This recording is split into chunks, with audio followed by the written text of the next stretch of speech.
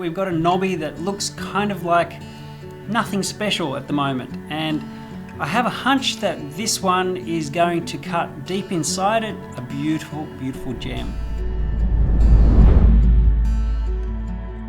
G'day and welcome to Black Opal Direct. My name's Justin. Well, today we've got a knobby that doesn't really look like much at the moment. It comes from the Wyoming field, and not Wyoming, America, but Wyoming Lightning Ridge.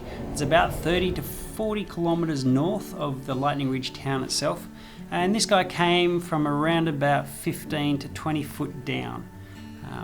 These types of knobbies are really, really well known for looking not so good on the outside and possibly cutting really beautiful color on the inside. So today I'm going to be trying to get right into the center of this piece, and some of you are going to say, why don't you slice the top off? Because I am going to grind a fair bit off that top, and the reason is because the pattern and the color on the top is really not worth risking slicing through some better pattern inside.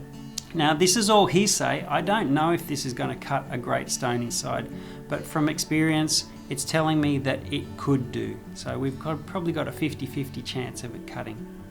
So we'll get on the wheel, but before we get on the wheel, I want to talk to you about opal fever and what people can go through dealing with having opal fever.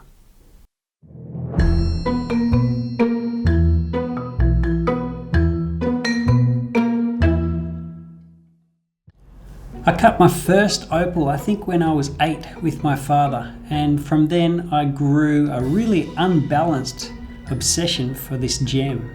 I would cuddle up to this gem every so often, but my dad wasn't too concerned. After a few years, my obsession with opal grew to such an unhealthy way that I would carry it around in my pocket and I would bring it out and look at it probably a little bit too much, and I'd play with it a little bit too much. Kind of like a baby boy when he's first found his...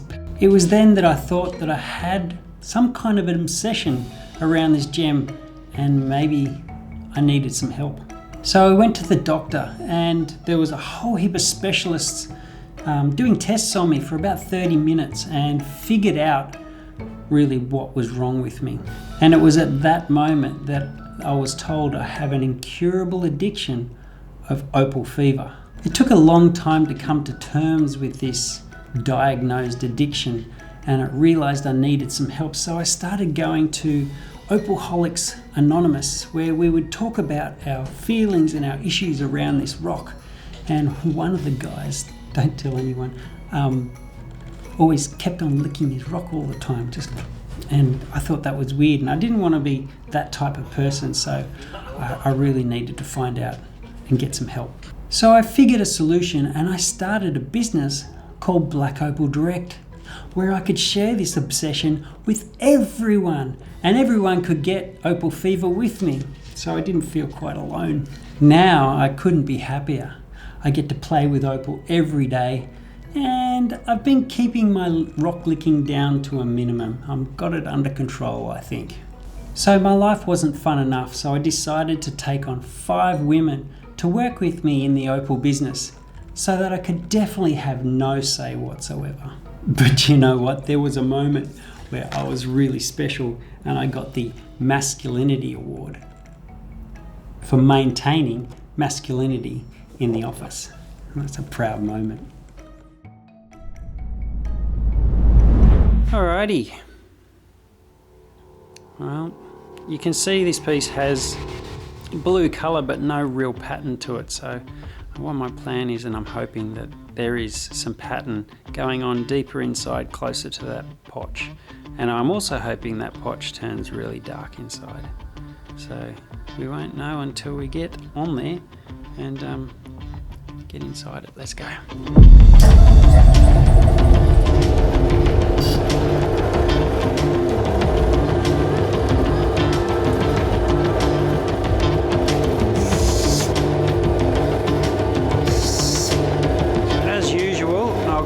Edges first, just to see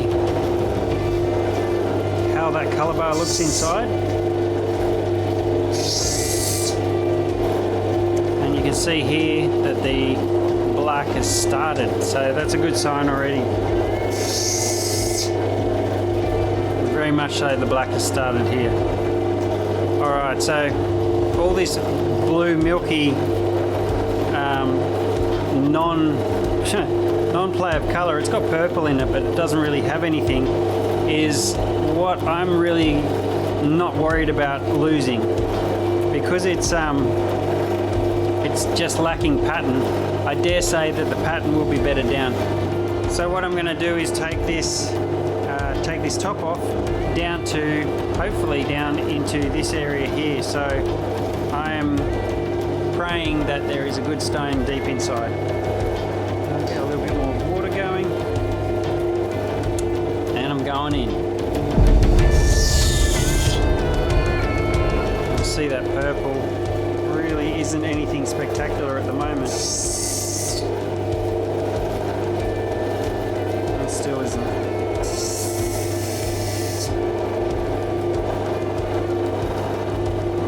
Now you can see that the colour has slightly started to look a little bit better.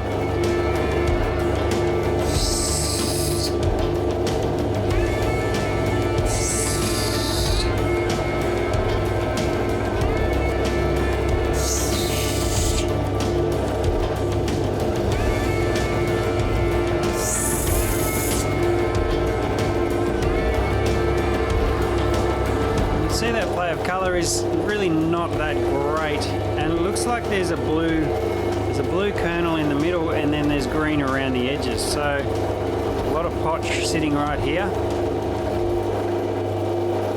which tells me I have to go further down. Got to risk it for the biscuit.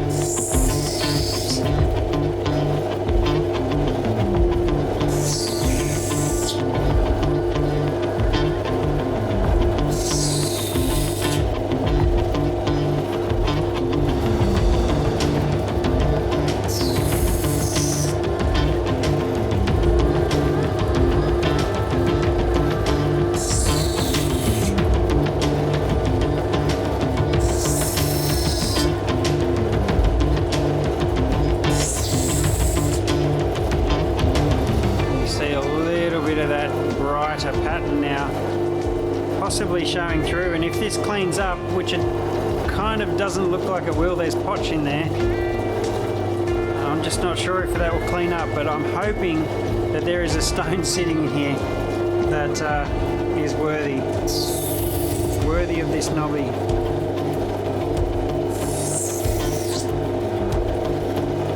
See that colour starting to come through closer to that potch. I really can't go too much further down now because the pot's showing up.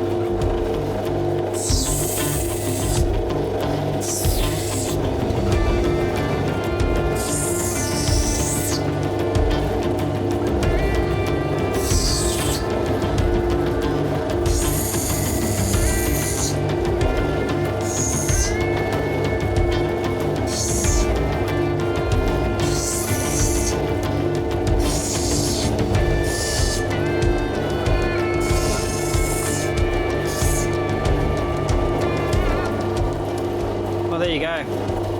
It does look a lot better than it did look. The pattern has really shown up a lot more than what was on top, and all of that stuff on top really didn't have a lot of value to it. So my hunch was kind of right. I don't think the stone is as amazing as it could have been, especially from that field, because the Wyoming field has been known very well to be full of surprises, showing you some pretty nice stuff when you get right into the knobbies. So I'm just going to go through the process now of shaping it up to getting it to that nice pleasing shape where the best colour sits.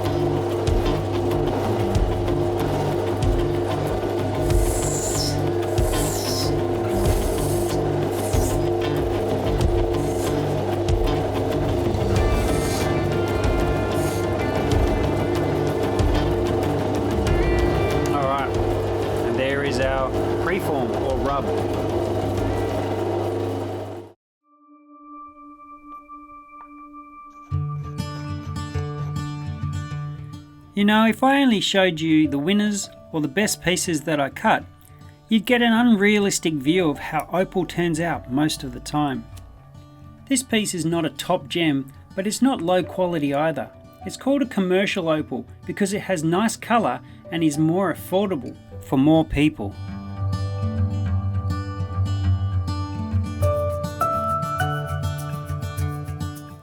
Luckily for this gem, my hunch was kinda right, that it would cut a little bit better than it looked from the outside.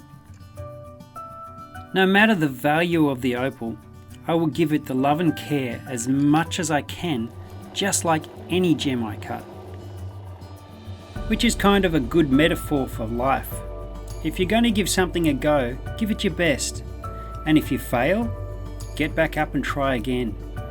Because I know in my life, it's the failures that taught me what I know today.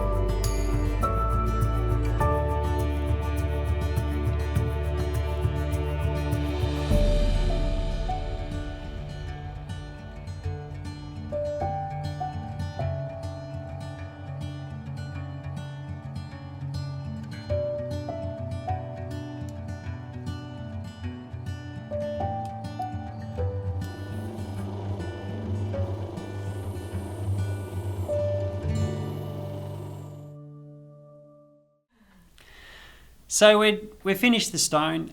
The knobby didn't turn out quite as well as I thought it would. The brightness of the colour deeper down didn't really work out, but still, I mean, it's still, just weigh it up for a second, it's still 4.87 carats. It's worth around about the $1,000 to $1,200, so it could have been a $4,000 or $5,000 gem.